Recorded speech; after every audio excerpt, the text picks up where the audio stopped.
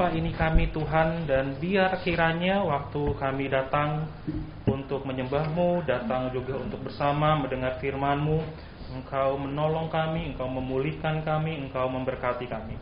Dan biar kiranya Tuhan firman-Mu bisa memuliakan nama-Mu, dan juga boleh menolong kami dalam hidup kami sebagai orang percaya. Dalam nama Yesus kami juga terus menyerahkan sekolah minggu, Engkau pimpin anak-anak kami, biar kiranya firman boleh ditaburkan dalam hidup mereka. Dalam nama Yesus kami berdoa, amin. Ya, sekarang itu Bapak Ibu, sekolah minggu boleh di lantai 3 ya.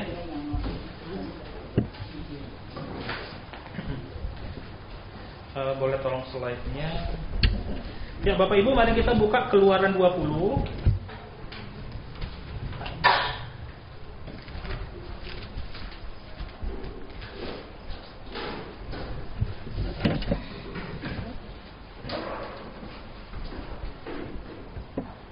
Nah Bapak Ibu, kali ini selama 1 bulan ke depan kita itu akan banyak membahas bicara tentang, bukan saja tentang hukum Taurat, tetapi kita akan bicara tentang apa itu neraka, apakah memang ada penghakiman terakhir, apa itu surga, apa itu anugerah.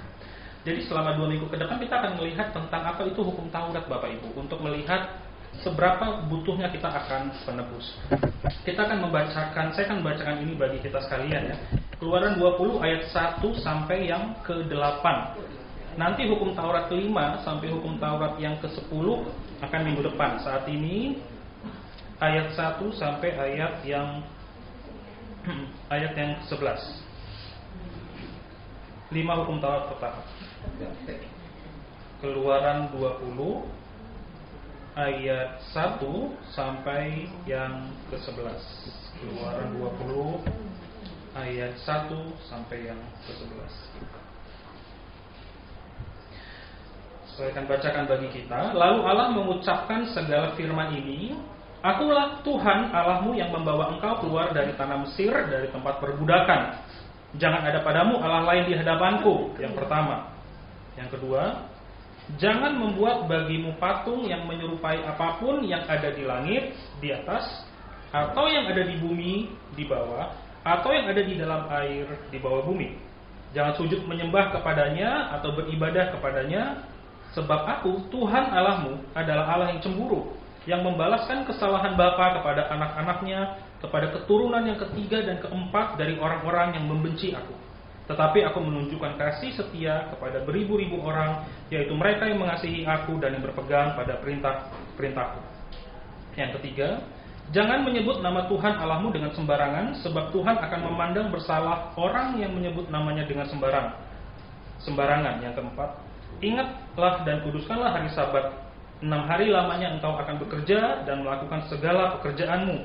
Tetapi hari yang ke-7 adalah hari Sabat Tuhan Allahmu, maka jangan lakukan sesuatu pekerjaan engkau atau anakmu laki-laki atau anakmu perempuan atau hambamu laki-laki atau hambamu perempuan atau hewanmu atau orang asing yang di tempat kediamanmu.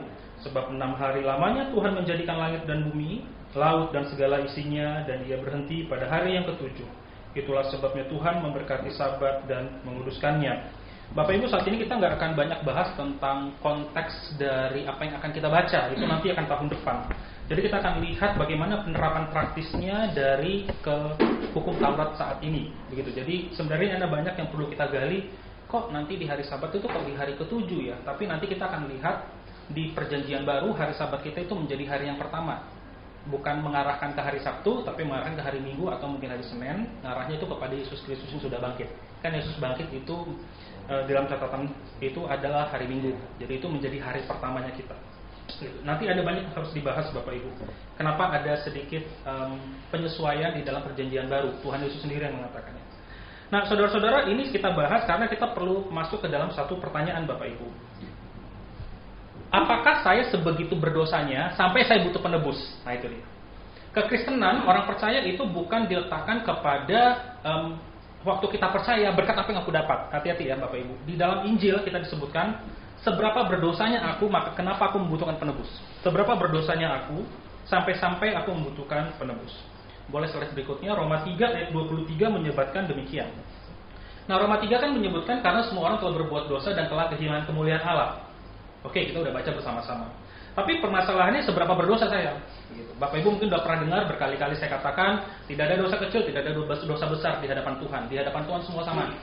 Mau merampok, membunuh, berzina, mau merampok 100 perak, mau merampok 1 miliar sama.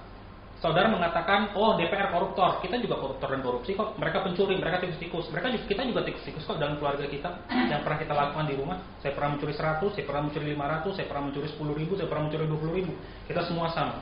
Jadi tidak ada itu Bapak Ibu dosa kecil dosa besar. Di hadapan Tuhan, hukum Taurat akan menjadi evaluasi bagi kita, menjadi evaluasi bagi kita. Seberapa berdosanya sih kita?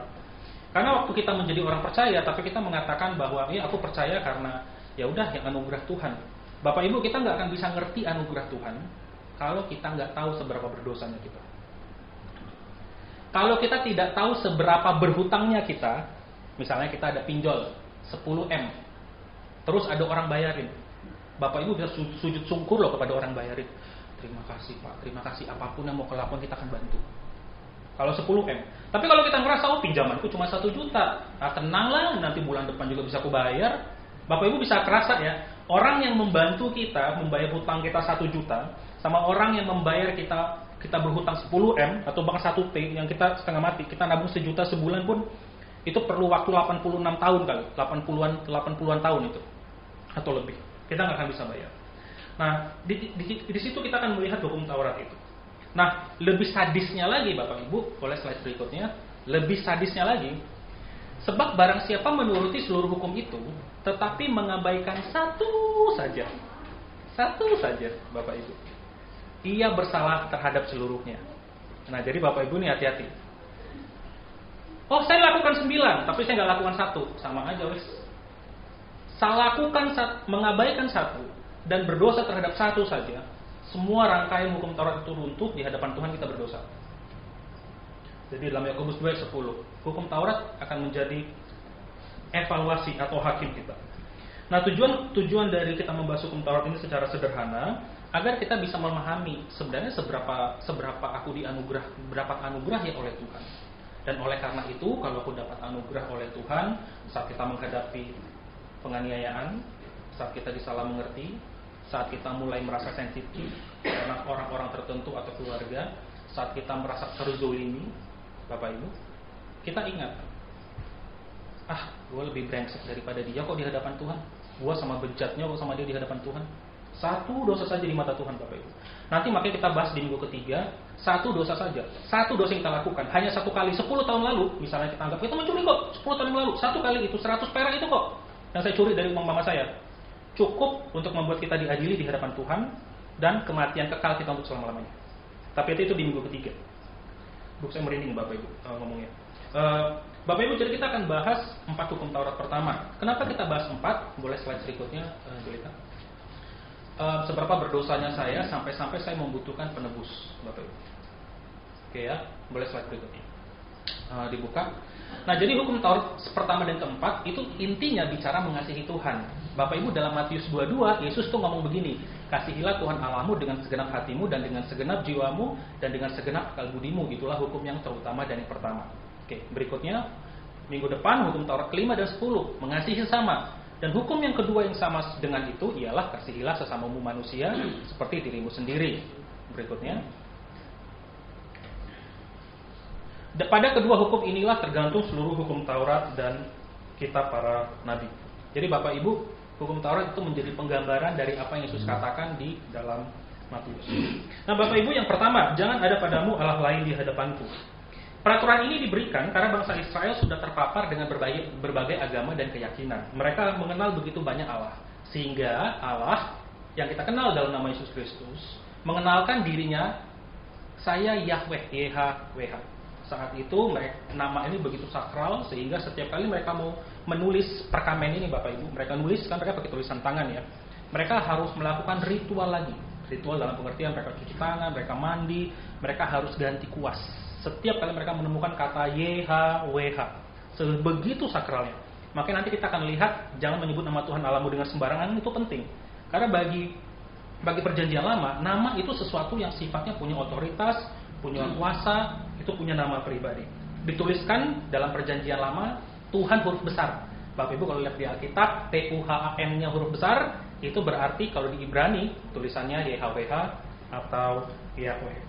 Jadi Allah yang mengatakan yang menyelamatkan kamu di ayat yang kedua kan, ayat kedua, akulah Tuhan Allahmu yang membawa engkau keluar dari tanah Mesir, dari tempat perbudakan. Jadi gua nggak mau disamakan dengan Allah-Allahmu yang lain. Di perjanjian lama ada begitu banyak Allah yang mereka sembah, Baal, kayak Astoret lah, apalah, Allahnya Mesir lah, Allahnya dari negara lain lah, atau daerah lain. Lalu apa yang bisa kita pelajari dari sini Bapak Ibu? Nah saudara-saudara, waktu kita juga itu kadang, bukan kadang ya, kita itu diingatkan untuk menyembah hanya satu Allah yang benar. Saat seseorang tidak menyembah Allah yang disembah dalam nama Tuhan Yesus Kristus, orang itu berdosa, tak peduli pun agamanya, tak peduli pun imannya. Di sini kita agak sedikit ketat ya Bapak Ibu ya.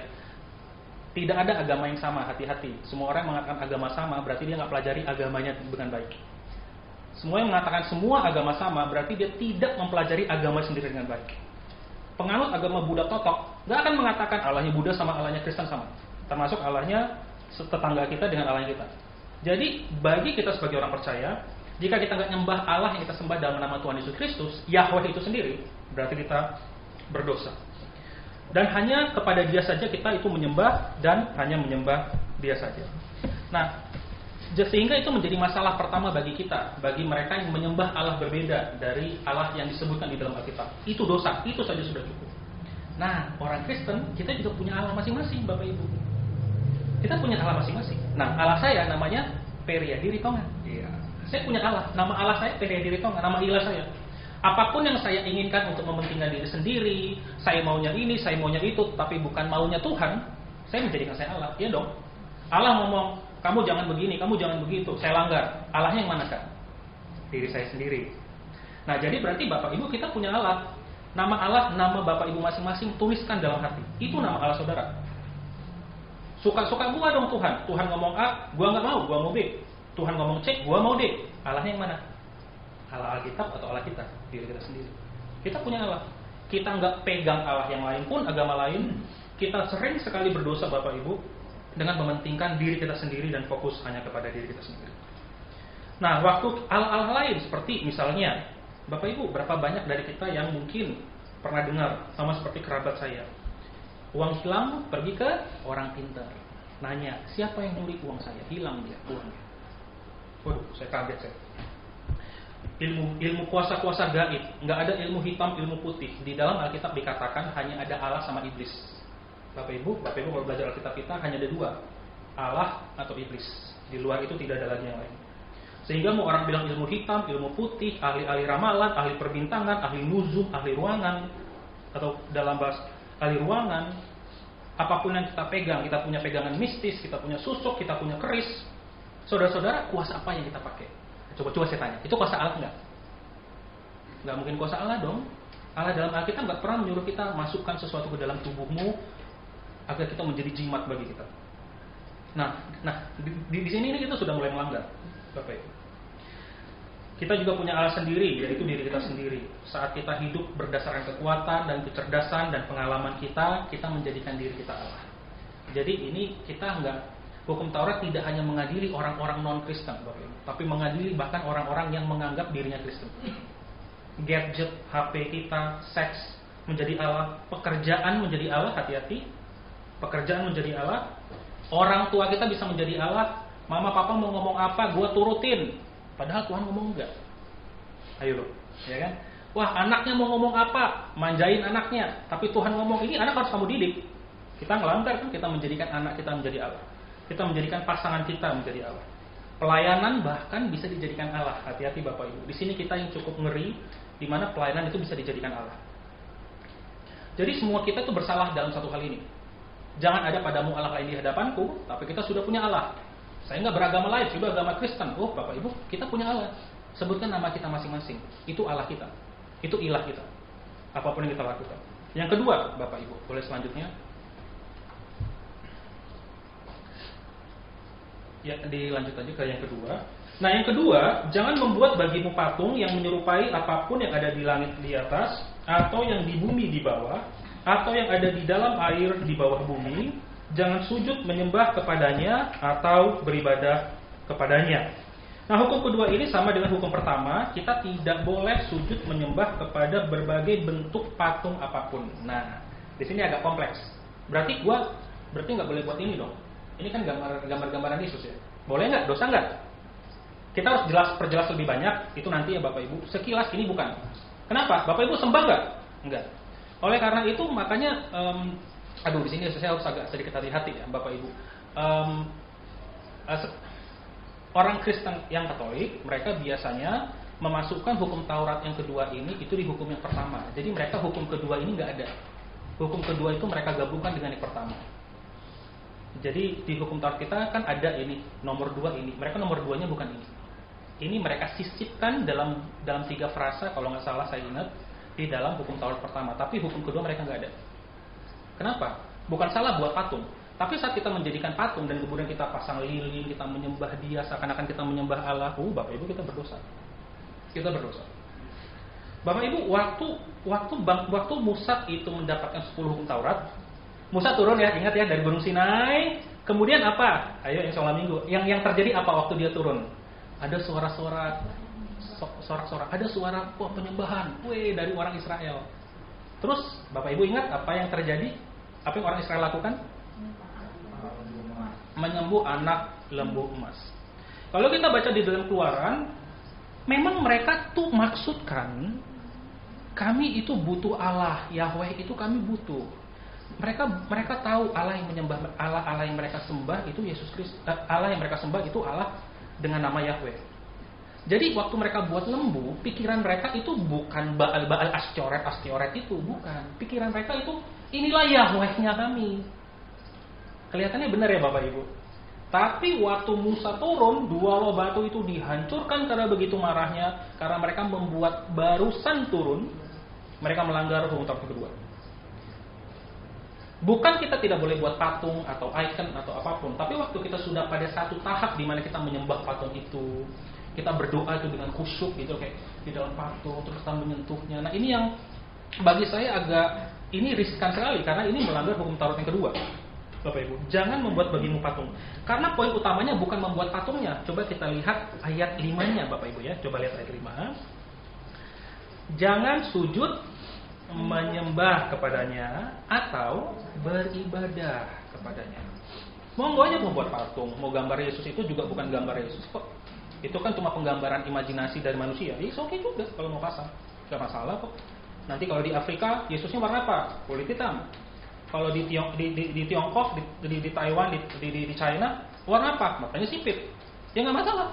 Tapi pada satu titik di mana kita menjadikan gambar itu kayak patung kita sembah, kita sujud, terus kita kayak menangis di depan patung itu. Saya pikir kayak kita sudah melanggar hukum Taurat yang kedua. Nah jadi Bapak Ibu jangan langsung buang gambar Yesus itu dari rumah langsung dalam rumah setan itu bukan. Fokus utamanya ayat 5. Jangan sujud atau menyembah kepada patung apapun. Orang Israel mengatakan ini Yahweh. Ya benar, mereka sudah menyembah Yahweh, Allah yang hidup itu. Tetapi mereka membuat gambaran Yahweh seperti anak lembu emas dan mereka menyembahnya dan mereka bersorak-sorai di hadapannya. Nah ini yang benar-benar Tuhan benci dari yang kedua. Jadi ini cukup berbahaya Bapak Ibu dalam di sini. Nah yang ketiga Bapak Ibu, jangan menyebut nama Tuhan Allahmu dengan sembarangan, sebab Tuhan akan memandang bersalah orang yang menyebut namanya dengan sembarangan. Nama itu bagian identitas kita. Saya nggak tahu kalau di Bapak Ibu ya di SD. Dulu kita di SD ngomong sebut siapa. Kalau ngecek nyebut nama bapaknya. Woi Kardo, nama bapak saya Ricardo gitu loh. Jadi kalau mau ngenyek pakai Kardo gitu loh. Atau mau marah, woi Kardo dasar anak Ricardo gitu loh. Tapi kita tahu waktu kita udah dewasa, saya kan nggak akan nyebut nama bapak ibu ya untuk panggilan Pak Afil, misalnya nama ayahnya siapa, kan nggak, kan kita tahu itu nggak pantas. Kita manggil orang dengan namanya. Sita, saya sebut Sita. Bahkan saya sebut papanya, saya sebut Pak Chandra, Om Chandra. Harus sebut papi ya, kan nanti emosi. Sebutnya sekarang udah papi ya, udah nggak bisa Om lagi gitu. Saya tuh nggak akan ngomong nama depannya. Kenapa? Karena kita tahu sebagai orang dewasa nama itu penting. Nama itu tanda kita respect. Oleh karena kalau nama kita anggap itu berharga, nama Tuhan apalagi Bapak Ibu. Berarti nggak boleh nyebut nama Tuhan. Ini bukan masalah nggak boleh nyebut nama Tuhan, Bapak Ibu. Perhatikan ayatnya. Jangan menyebut nama Tuhan Allahmu dengan apa? Sembarangan. Sebab Tuhan akan memandang bersalah orang yang menyebut namanya dengan sembarangan. Waktu kita mengatakan sumpah demi Allah, misalnya, tetapi itu kita tujukan untuk mementingkan diri sendiri, untuk mementingkan diri kita diri sendiri ya. Tuh Bapak Ibu, kita berdosa di hadapan Tuhan. Bapak Ibu. Nah, bahkan waktu kita mengucapkan sembarangan nama Allah sebagai bentuk kaget, aduh ya Tuhan, ya Tuhan, ya Tuhan, ya Tuhan. Nah, itu tipis sekali Bapak Ibu antara menyebut nama Tuhan dengan tepat dan menyebut nama Tuhan dengan sembarangan. Jadi hati-hati sekali. Kalau di Amerika kan banyak ya, nama Tuhan itu dijadikan ucapan kasar. Terus mereka ganti-ganti, oh my God, habis itu oh my gosh. Gosh-nya itu juga God juga ujung-ujungnya. Di Indonesia kita agak jarang kita dengar seperti ini. Tapi Bapak Ibu ingat hati-hati. Hati-hati untuk menyebutkan nama Tuhan dengan sembarangan. Kita gunakan nama Tuhan untuk mengeluarkan kata-kata kutuk. Ayo, saking marahnya kutuk manusia itu. Wih, gitu. Udahlah nama Tuhan Yesus. Kita sebut nama Tuhan karena kita benci pada seseorang dan agar penghakiman itu dinyatakan atasnya. Bapak Ibu itu nyebut nama Tuhan dengan sembarangan loh. Jadi kita menggunakan otoritas nama pribadi Allah untuk menghakimi seseorang dan agar menyatakan mati loh. Itu dengan sembarangan Bapak Ibu. Waktu kita dikhianati, waktu kita dipermalukan dan dalam kemarahan kita mengeluarkan kata-kata kutuk dan menyebutkan nama Allah. Nah, agar orang itu terkena sesuatu atau terkena ini atau terkena itu, Bapak Ibu, coba pikir ayat ini Bapak Ibu. Jangan menyebut nama Tuhan Allahmu dengan sembarangan. Nah, dan bahkan saat kita menyebut nama Tuhan, sama seperti saya kadang merefleksikan cukup banyak ya dari antara kami sebagai rohaniawan yang menjadikan nama Tuhan untuk memaksa seseorang. Nanti Tuhan hukum loh. Aduh, saya kadang-kadang saya jadikan bercandaan terus aduh, saya pikir-pikir nyesek banget ya ayat 3 ini, gue yang kena nih sekarang nih gitu. Menggunakan nama Tuhan untuk memaksakan, menggunakan nama Tuhan untuk memberikan kita lampu hijau. Kita main asal ngomong kata Tuhan dan kata Tuhan demi kepentingan diri sendiri dan bukan karena apa yang Tuhan inginkan. Nah, kita harus hati-hati. Kita orang tua kadang suka menakuti anak-anak kita dengan menyebut nama Allah atau menyebut nama Tuhan. Nah, Bapak Ibu hati-hati, Bapak Ibu. Hati-hati gunakan itu. Termasuk bagi kami rohaniawan yang memakai nama Tuhan untuk mengeruk keuntungan bagi diri mereka sendiri. Tuhan akan memberkati saudara-saudara. Yang sebenarnya harusnya dia menyatakan pengadilan bagi jemaat itu karena dosa-dosanya. Berarti dia nggak paham apa yang Alkitab katakan, dia ngomong-ngomong saja kata Tuhan. Itu bahaya sekali Bapak Ibu. Jadi boleh kita gunakan nama Tuhan dengan benar nggak? Dan kita sudah berdosa. Semua dari kita berdosa melakukan hal itu. Apalagi saya Bapak Ibu.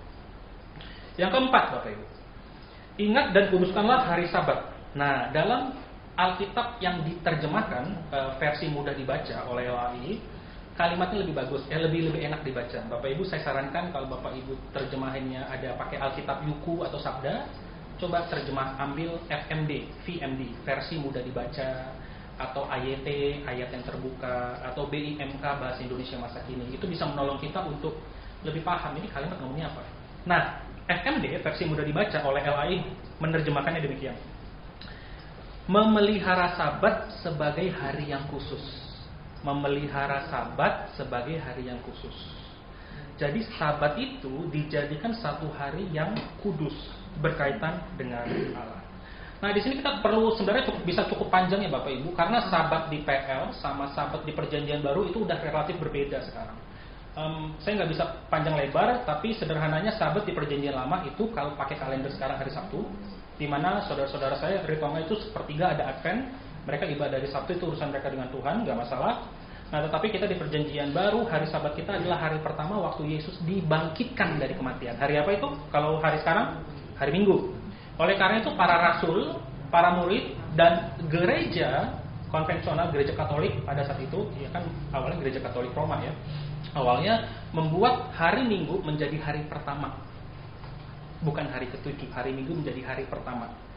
Dengan arah Yesus Kristus yang mati dibangkitkan. Nah, jadi Yesus ada beberapa ayat, tapi kita nggak akan bahas sekarang, arahnya lebih ke sana. Nah, saudara-saudara kita itu dipanggil untuk menjadikan ada satu hari khusus di hadapan Tuhan. Bagi saya kalau mau Advent menyatakan hari Sabtu, bagi mereka menyatakan itu ya nggak masalah kok, itu bukan sesat dan bukan dosa. Tapi permasalahan utamanya adalah satu, Bapak Ibu. Apakah waktu kita pertama-tama apakah kita rutin beribadah? Nah, itu dia. Waktu kita tidak mengkhususkan waktu secara teratur setiap minggu untuk menyembah Allah di dalam gereja lokal kita, terserah Bapak Ibu gerejanya dan keanggotaannya di mana. Bahkan jika kita pergi keluar kota atau keluar negeri, bahkan Bapak Ibu jika di sana tidak ada GSRI. Bapak Ibu, kita ingat kita tuh setia kepada Tuhan pertama, yang kedua baru kepada GSRI. Jadi waktu Bapak Ibu nanti nggak nemuin model-model GSRI, wah ada gereja yang mungkin etnisnya lebih mirip ke saya, lebih cocok. Bapak Ibu itu bukan alasan. Kita sedang membuat alasan untuk tidak mengingat dan menguduskan hari Sabat. Kesetiaan kita bukan kepada pasangan kita pertama-tama. Siapa terlebih dahulu? Tuhan. Saudara setia kepada gereja atau kepada Tuhan atau kepada saya? Tuhan dulu kan?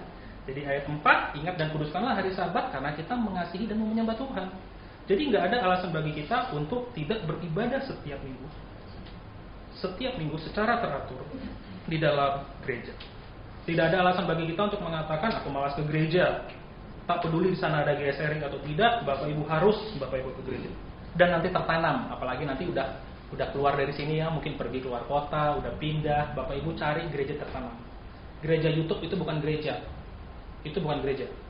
Kan kita udah pernah bahas sebelumnya waktu kita bicara persekutuan ya, vitamin kita yang ketiga, penyembahan, persekutuan, vitamin kita yang kedua harus terikat dalam gereja lokal, apapun gerejanya, kecuali gereja sesat ya, kayak Saksi Yehova seperti itu.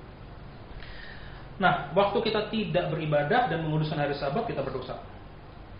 Nah, di dalam konteks perjanjian lama, kita itu orang-orang itu tidak boleh melakukan pekerjaan. Nah, tetapi menariknya di dalam perjanjian baru kita masih bisa melakukan pekerjaan. Karena tujuan utama Tuhan adalah kalau kita melihat di mana Yesus menyembuhkan orang pada hari Sabat. Nah, Yesus menggunakan ilustrasi di mana gembala, kita akan menyelamatkan domba kita jika dia jatuh pada hari Sabat. Harusnya nggak boleh dilakukan, tetapi Yesus mengatakan masalah utamanya bukan di situ. Di PL memang seperti itu, tapi nanti di PB ada adaptasi dan penyesuaian. Saya nggak bisa jelaskan sepanjang lebar, tapi dalam perjanjian baru adalah ada waktu khususnya Bapak Ibu yang Bapak Ibu serahkan kepada Tuhan. Bekerja, tetapi selalu ingat, nah gua ibadah enggak? Nah ini masalah lagi Bapak Ibu. Wah, saya kan udah rutin ibadah, ya. Udah kuduskan dan hari Sabat. Nah hati-hati. Tidak, saya juga kadang ngerasa Bapak Ibu, waktu kita berada dalam gereja, kita sedang tidak menguduskan Tuhan di dalam gereja. Betul? Karena kayak mikir kayak, aduh mau hari ini mau kemana ya? Kayak, aduh capek juga. Masih ada ini, aduh gua harus ini, aduh harus itu. Nah Bapak Ibu, jadi lagi datang untuk menyembah Tuhan, tapi pikirannya melancong kemana-mana gitu loh. Perasaannya melancong kemana-mana. Itu menguduskan hari Sabat nggak? Memelihara hari Sabat nggak? Oh enggak. Karena kita tahu nanti di perjanjian baru, ini bukan sekedar perilaku atau tindakan, tapi masalah hati juga. Jadi kita datang beribadah, tetapi pikiran dan perasaan kita tidak fokus, itu kita berdosa. Dan kita berdosa setiap minggu. Bahkan walaupun kita itu rutin gereja, bahkan seminggu sekali atau 2 kali atau 3 kali, kita berdosa sebanyak itu, sebanyak kita sering ke gereja. Nah jadi Bapak Ibu, kita berdosa. Nah kalau gereja online termasuk mengingat dan menguduskan hari Sabatnya,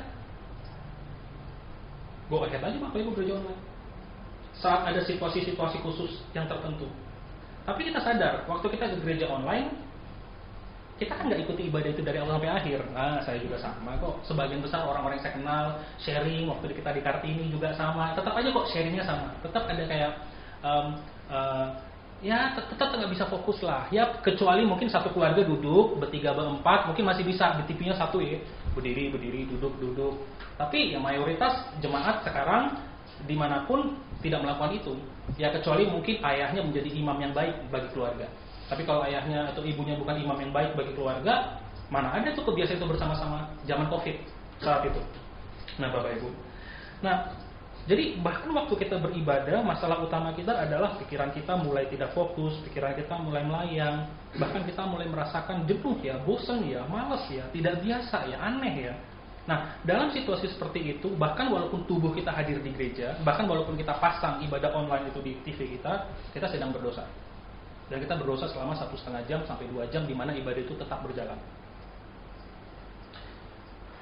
Saat hati kita tidak dalam kondisi untuk membuat hari Minggu itu menjadi hari yang kudus, atau momen yang sakral, momen yang kudus. 2 jam itu, 3 jam itu, mau pagi, siang, sore, malam, kayak petang, mau ibadahnya jam 8 malam, tapi hati kita nggak kesana, kita sedang berdosa.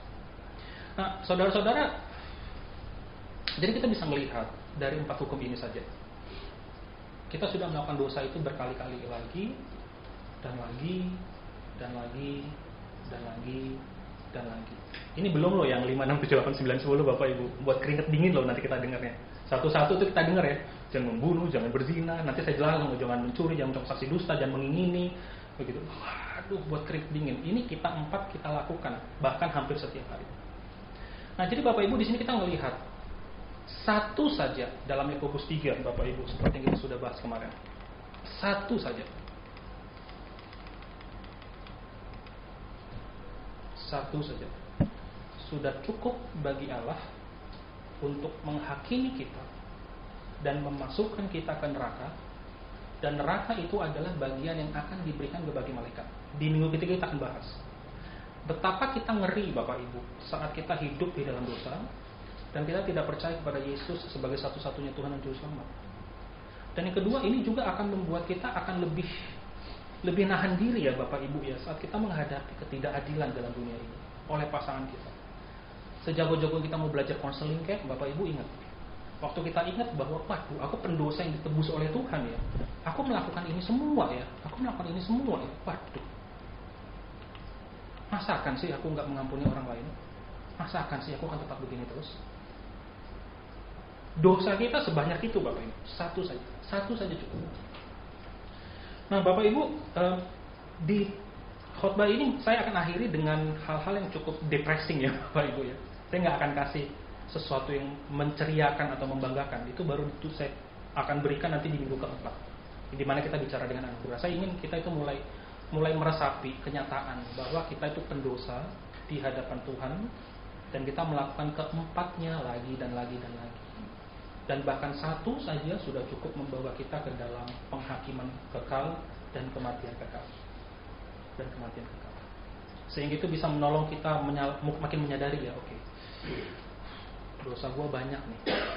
Hanya orang-orang yang menyadari dosanya hancur dan banyak, baru kita bisa menerima dan mengamini anugerah Tuhan. Kalau hutang kita 1 juta, Pak Martin bayarin 1 juta, aduh thank you banget ya Pak Martin ya. Hutang kita 10M, Ivan bayar kita 10M, jangan khawatir, gue udah bayar semua. Wih, lu buat ya, ini bukan lu buat, ini lu buat, gitu. Wah langsung Bapak Ibu, hati kita, apalagi mau dibantu Pak, sujud kita malah, karena kita tahu hutang kita itu nggak bisa kebayar Bapak Ibu dengan diri kita. Jadi saya akhiri di sini. Suasananya memang jadi menekan dan down, tapi agar kita bisa mulai meresapi Bapak Ibu, dan nanti kita bisa menghayati bahwa di minggu keempat anugerah Tuhan dan pengampunan Tuhan dan kehidupan kekal bersama dengan Tuhan sungguh yaitu hadiah yang terbaik ya. Dan kita bersyukur sebersyukurnya karena kita pendosa yang diampuni oleh Tuhan. Mari kita bersatu dalam doa. Bapa kami dalam surga, tolong kami. Kami makin menyadari Tuhan ada begitu banyak dosa yang kami lakukan hanya dengan mengingat keempat hukum ini. Tuhan, biar kiranya Engkau terus boleh meyakinkan hati nurani kami bahwa kami pendosa di hadapan Tuhan. Dan biar kiranya Tuhan memberikan kami kesadaran, Tuhan memberikan kami juga kekuatan untuk melaluinya. Dan biar kiranya Tuhan kami semakin menghargai anugerah yang Tuhan berikan bagi kami, keselamatan kekal itu, pengampunan itu. Dan Tuhan tolong kami agar kesadaran ini menolong kami untuk menjalani hidup. Kami akan dikecewakan, kami pasti akan dikecewakan, kami pasti akan disakiti, kami pasti akan menderita kerugian, kami pasti akan mengalami sakit penyakit, kami pasti akan mengalami penganiayaan sebagai orang percaya. Tapi Tuhan tolong kami untuk boleh terus mengingat anugerah Tuhan bagi kami pendosa. Dalam nama Yesus kami berdoa. Amin. Saudara-saudara, kita akan bersama-sama mengambil bagian dari perjamuan kudus.